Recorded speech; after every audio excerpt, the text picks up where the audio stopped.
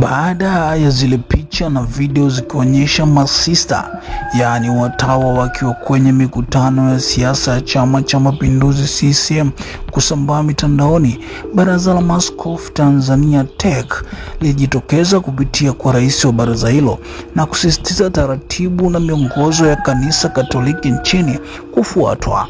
Baraza hilo liliwakumbusha watumishi wa Roman Katoliki kutojihusisha moja kwa moja na upande wowote wa chama cha siasa, kama kushiriki mikutano ya vyama, kuvaa nguo za vyama, bendera za vyama na kadhalika, wakisema kuwa kanisa ni la watu wote na vyama vyote. Hivyo kama wewe ni padri, mtawa, katekista au mtumishi yoyote wa kanisa, ni marufuku kushiriki kwa kujionyesha wewe ni wa chama gani, tena ukiwa na mavazi ya kiutumishi.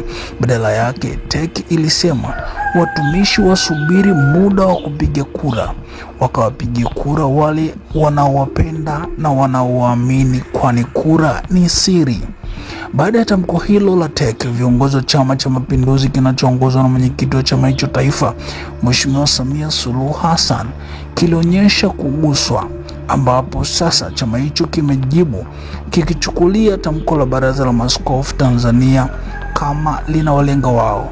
CCM imesema imesikitishwa sana na maaskofu hao, kauli ambazo huko mitandaoni zimeibua hisia nyingine za watu kushangaa chama cha siasa kujibu taasisi ya dini na kubwa nchini kama Roman Catholic, wengine wakisema CCM inasahau kama imani ni kubwa kuliko itikadi. Kabla sijakuwekea video ya CCM wakijibu, mtazamaji wangu, ni kukumbushe kusubscribe ili usiwe unapitwa na taarifa zetu kuhusu siasa, jamii, elimu, michezo na burudani.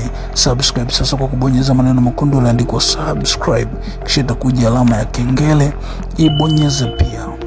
CCM wamejibu kupitia kwa mwenyekiti wa vijana taifa Comrade Kawaida, ambaye wengi wamejiuliza, kweli kijana wa UVCCM anamjibu rais wa maaskofu mwenye PhD tena kwa kumuita mwenyekiti wa maaskofu? Ni wapi tunaelekea?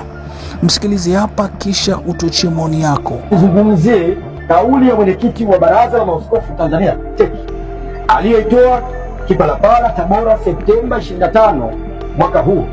Naamini wengi wenu mmemtazama na kusikia kauli hiyo katika kipande cha video clip akizungumzia masuala ya uchaguzi na tume huru ya uchaguzi. Katika ule muktadha wa kweli tatu, nyuzi zinazofumba uhai wa taifa letu, nimesikitishwa sana na matamshi yake ambayo sasa nyote mnayafahamu na nisingependa kuyarudia hapa.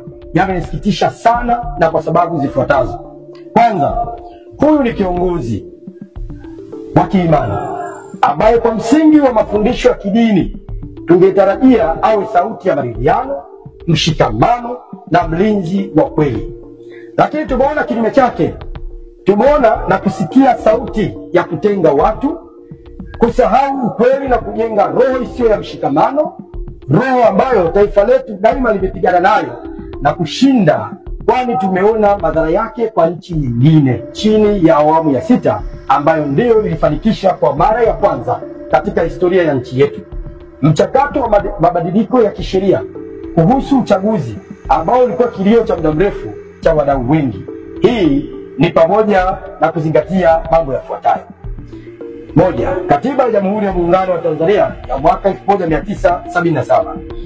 Katiba ya Jamhuri ya Muungano wa Tanzania ya mwaka 1977 ni sheria mama inayotoa dira, huku ikieleza kuwa wananchi ndio msingi wa mamlaka yote na serikali hupata madaraka yake kutoka kwa wananchi, ibara ya 8 ikithibitisha kuwa taifa linafuata misingi ya kidemokrasia. Ili kuhakikisha haki hizi zinafuatwa, ibara ya 74 inaunda tume ya uchaguzi na kuainisha taratibu zake, ikihakikisha kuwa uchaguzi unafanywa kwa uwazi, huru na wa haki. Pili, sheria ya uchaguzi wa rais, wabunge, madiwani ya mwaka 2024. Sheria ya uchaguzi wa rais, wabunge, madiwani 2024 imetoa haki ya vyama kuwa na mawakala katika kila kituo cha uandikishaji. Viongozi wetu wa kijamii na kiimani. Wanapokengeuka na kusahau mambo haya, wanaingia katika mkumbo usio afya wao kwa nchi, kwa kauli zenye kuleta utengano na zinazoweza kuhatarisha uhai wa nchi yetu. Ninaamini kabisa waumini wanatoa michango mingi kuwezesha viongozi hawa kutafuta na kupata taarifa za kina za mambo na mwenendo wa nchi kiuhalisia kabla kuzungumza, kwani kauli zao zina athari yake. Viongozi wetu wa dini wawe na kauli zenye kuleta watu pamoja, zenye kuponya, badala ya kauli za kutenga, za marufuku, za kutisha na za hisia. Hakikisha umesubscribe, comment, like na kushare. Mseto Media, we connect everywhere.